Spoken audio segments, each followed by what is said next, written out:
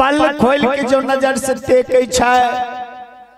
कलाली पर नजर जो पड़े छै, कलाली के पति बर्ता नारी पर नजर जो पड़े छै, जोगी बाबा के सकले समाज पर जो नजर पड़े छै। जी हो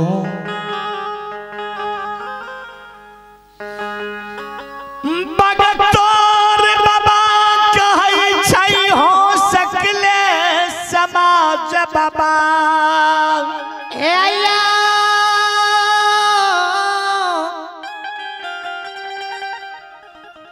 हो समाजी बाबा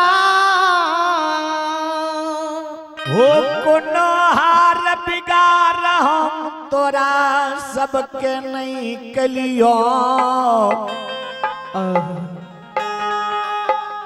तब हमरा चरण धै के किया तू सब काइन रहल छो ये।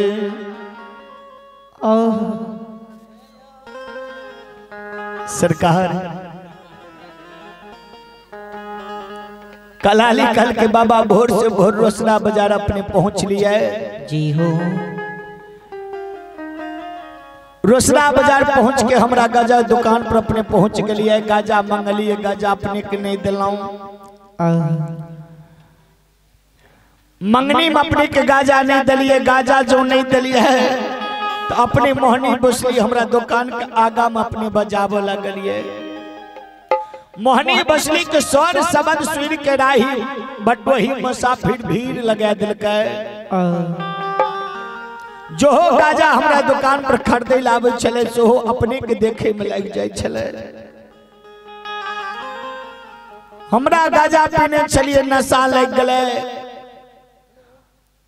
बाबा दुकान गाजा के दुकान से उतर के अपने के चुट्टा कमंडल छीन के दौड़ी दुकान में रख दिलिया है।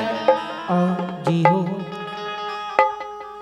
और गड्ढा मट के पीठ पर चढ़ा के धौल मार के रोसना बाजार से अपने के निकाल दिलिया है। अपने का आबत देर ही नहीं, हमरा गाजा के दुकान में आग लागत देर ही नहीं। एकटा हमरा बेटा रहे, वो बेटा गाजा के दुकान में चल गए। गाजा समय चल गए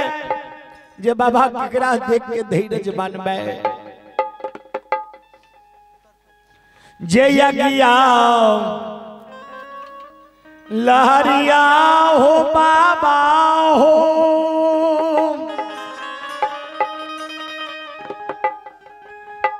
पानी से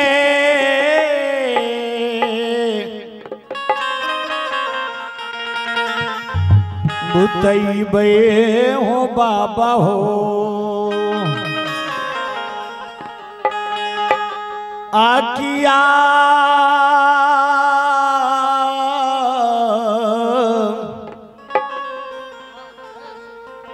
हो बाबा,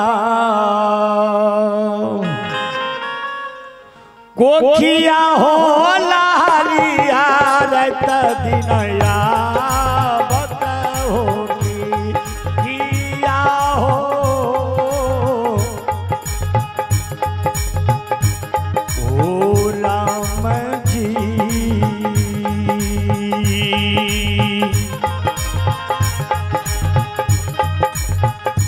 गोखिया हो लहरिया रत दिनया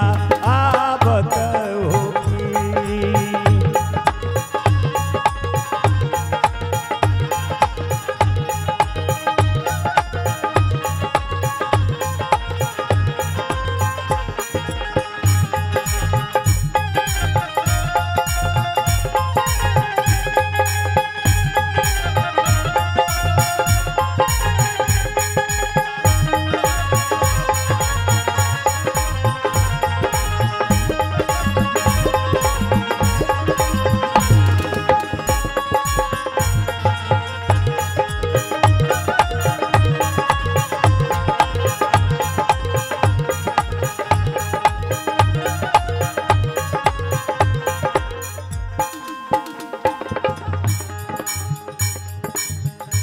आगिया लहरिया हो जोगी बाबा,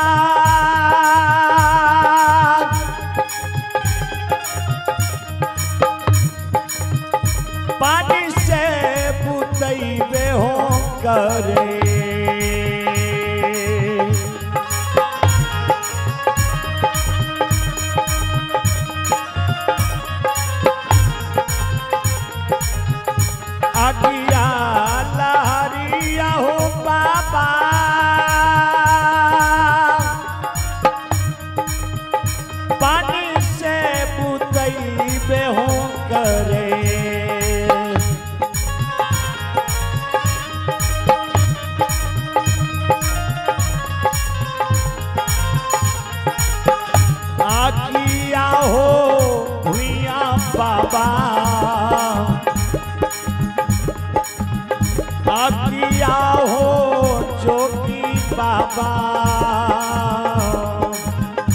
गोखिया हो लहरिया रे तदिनया बद होगी किया हो बाबा हो गोखिया हो लहरिया रे तदिनया बद होगी किया हो बाबा गोखिया हो लहरिया रे तदिनया बद होगी गोखिया हो लहरिया रे तदिनया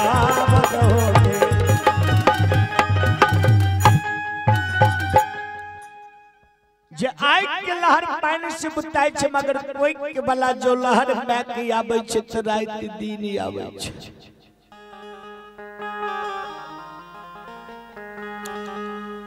बाबा हमरा से महान करोटी अपराध भ गेलो हमरा क्षमा क दे हमरा भूल बेटा के जीवित क दे न त दुनु प्राणी तोरे चरण में प्राण तेज के मर जेबो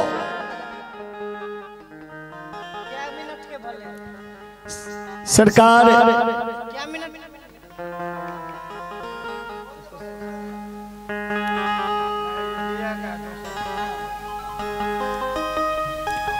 संत भी बंदर बाबा मोतीराम कलाली के जो शब्द वाणी सुनै छे सरकार ध्यान देबे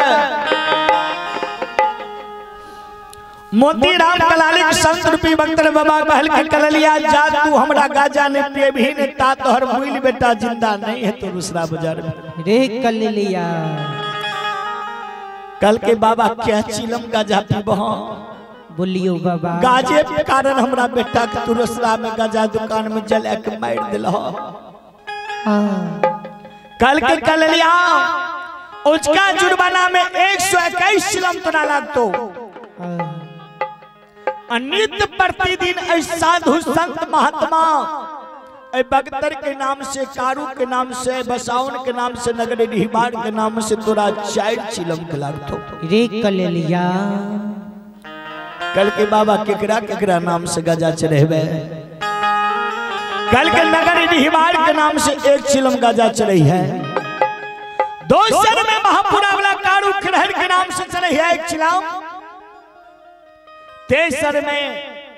बुढ़िया बन के बगतर बाबा वहिया के नाम से 1 चिलम गजा चढ़ी है जेरे कललिया आरती ने रे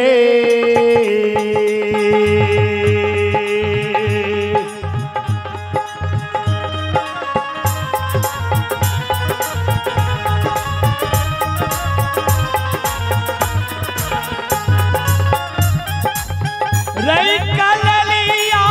तीने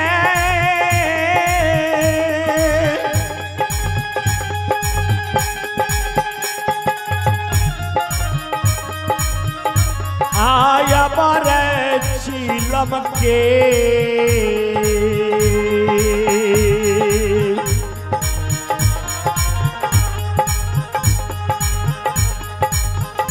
नित्य गाजा चढ़ी है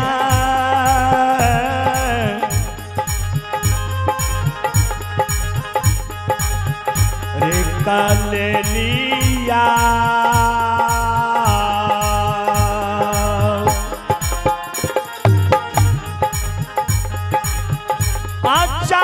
बिहारो सारा रे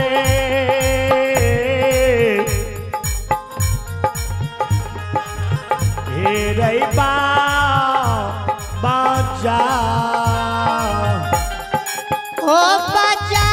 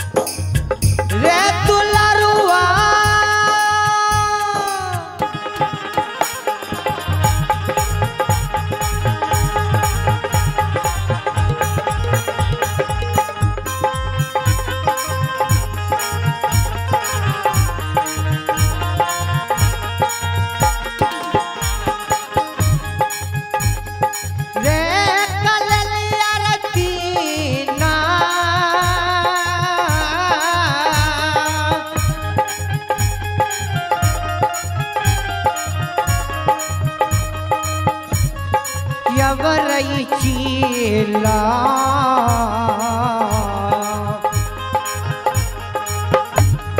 रे दुलरवार की नार चिला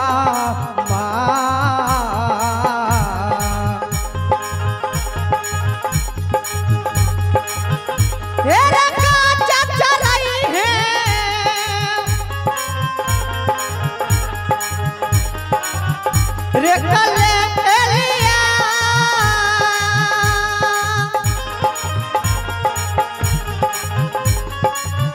रे चरई रे रसाला रे हे रही पा रे बचा कलाली जो 3 चिलम ने प्रतिदिन जो गाजा चढ़े भी न हाँ तब तो हर मिल बेटा जिंदा है तो सुन ले कललिया सुन ले ध्यान से रे बाबू जा मुइले रे बेटा के जय हो जय हो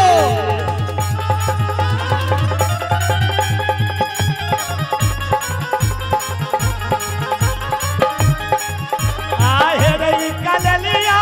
मुइले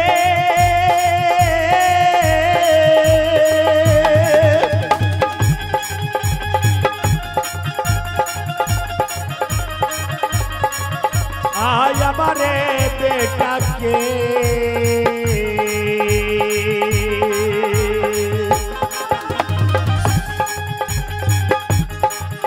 आज जिंदा करबो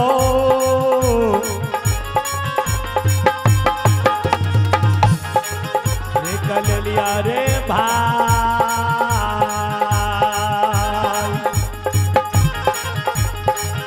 आ करबो रे रोसारा रे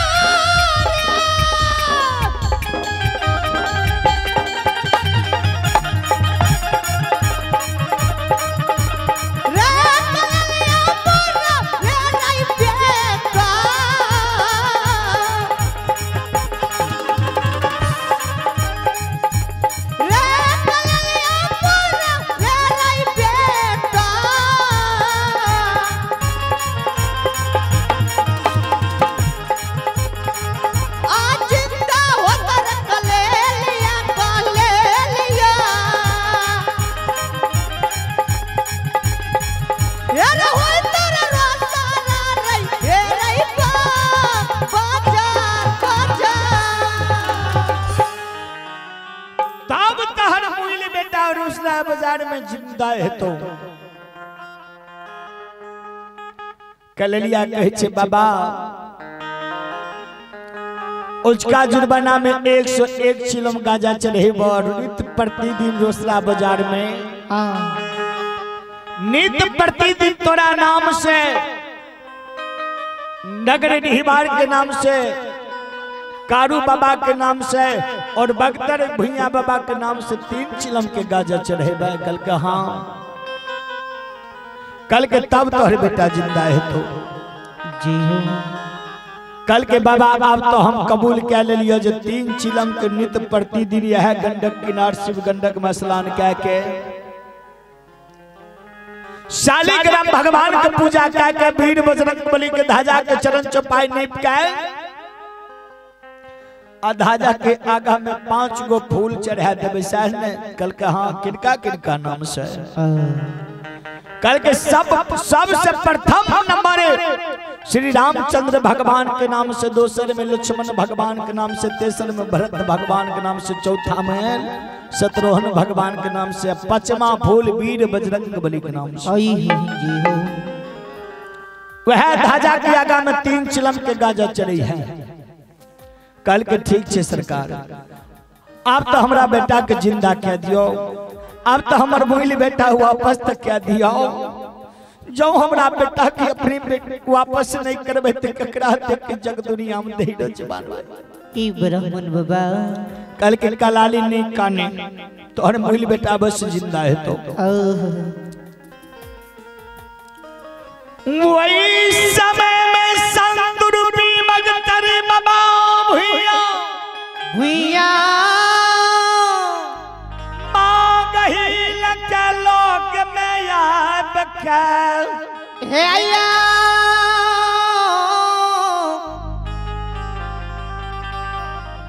हो बख्तर बाबा हो दसों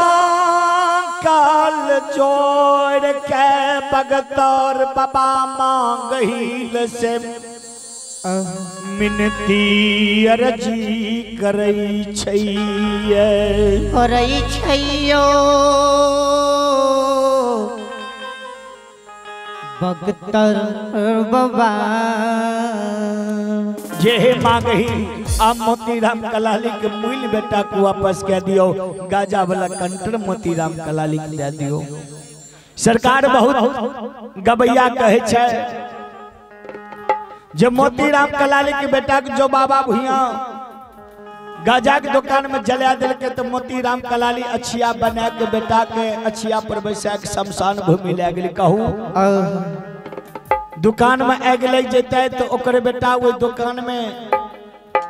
कि आधे जल जते कि पूरा जल जते। सरकार हार चाम के शरीर से पूरा जल जते जो पूरा दुकाने जल गए जी हो तो शरीर हार चाम के छे पूरा नहीं जल सके छे अवश्य जल जते। माय गहिल रोसड़ा बाजार में माया के लीला खेला केलखिन सबके अनहर जाली लगा दिलखिन। माता गहिल माया के गाजा के दुकान में आगो लगेने छले आग लगबे से पहले माय गहिल पहले मोतीराम कलाली के बेटा के गोद में ले के गाजा वाला कंटर आन के गंडक किनार रथ पर रख दिलके जी हो। अब वह गंडक किनार में मोतीराम कलाली के बेटा का हाथ का वापस कर रहल छ ओकरा बेटा के सौंप रहल छ। गहिल माय की कलखिन मोतीराम कलाली के बेटा के लेके बाबा भुइया के गोद में दे देलखिन। भुइया बाबा कहल के कलाली जय बेटा तू जार से बाजार दोनों प्राणी कानी छलही रोसड़ा बाजार में से बेटा तू अपना गोद में के ले ले रे कलाली हे जय गाजा हम तोरा मांगे के लिए रोसड़ा बाजार में हमरा गाजा नहीं दलही सोहो गाजा वाला कंटर तू ले ले। इस साधु संत महात्मा प्रेम के भूखल छे भाव के भूखल छे गाजा के भूखल नहीं रहियो। सरकार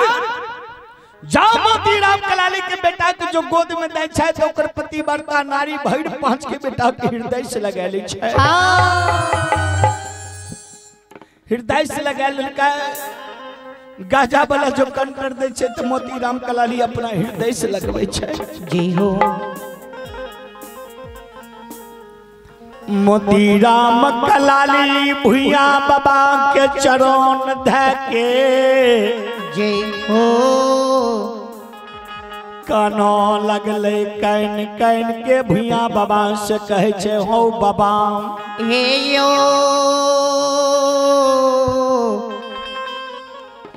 भुइया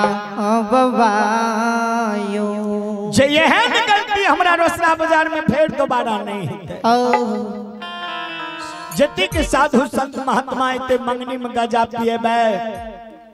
बाबा के चरण पखाड़ चना अमृत लेबे बाबा के अपना द्वार पर बैसा के भोजन करेबे जी हो। से छे माँ हो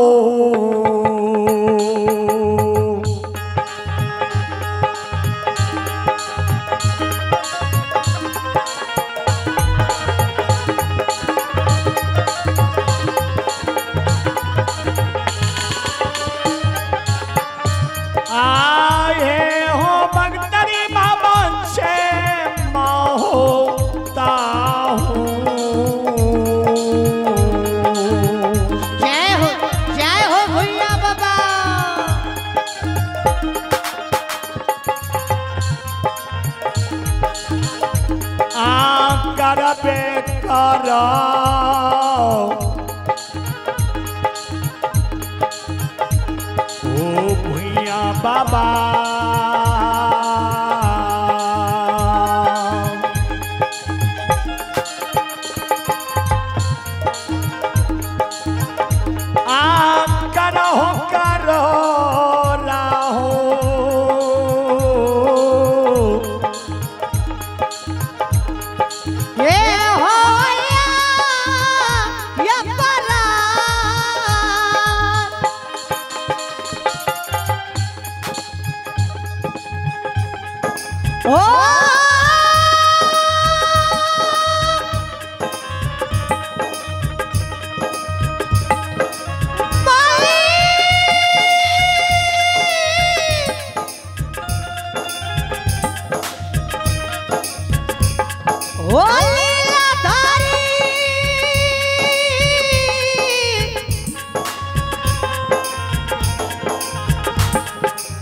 ओ भुइया बाबा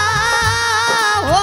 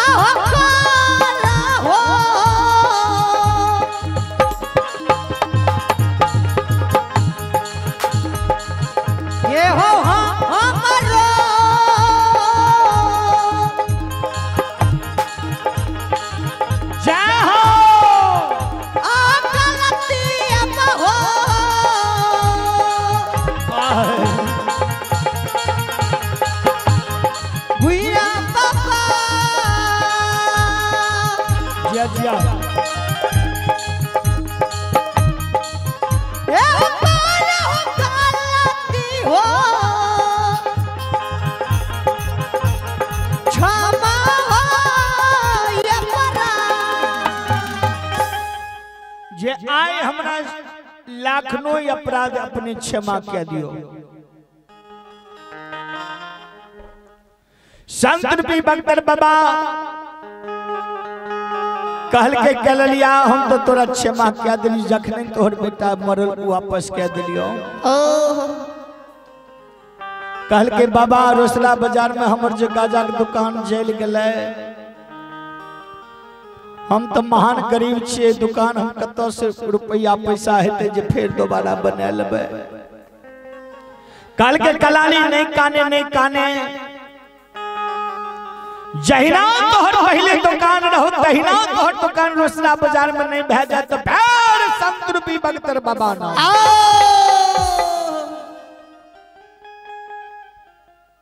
संत रूपी बख्तर बाबा की कलखिन धुनी में से भेभूत उठा लेके कलाली का हाथ के दे छे, कल के कलाली धारी भेभूत कलाली भेभूत लाल के अपना चादर में बांध लेके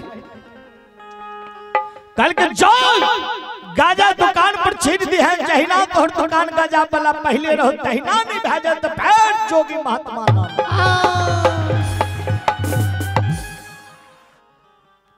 सरकार कलाली की कल के भेभूत चादर में बांध लेके अपना बेटा के पजरा लगने गाजा वाला कंटर सोह लेने जो कलाली रोसड़ा बाजार आबै छई जय हो गजा के दुकान पर भेभूत जो छिटई छई ओ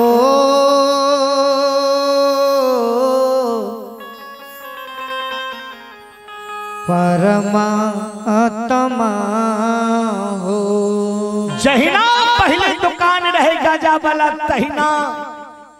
जेता ही ना हो रोसड़ा में। ये हो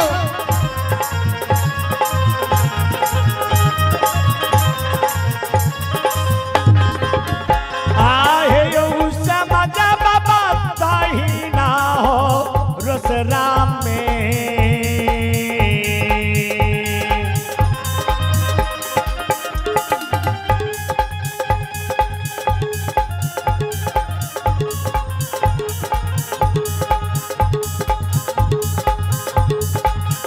गाजा दुकान होई छई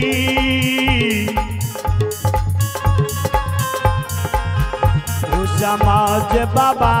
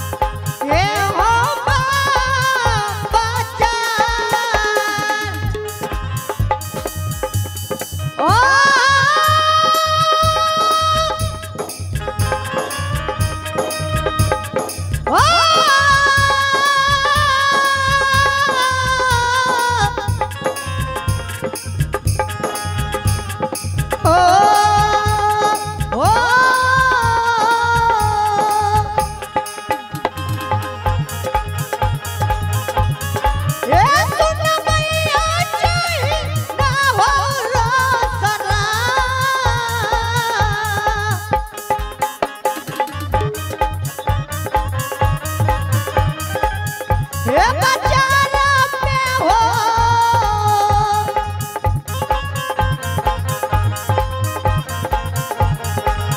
वो समा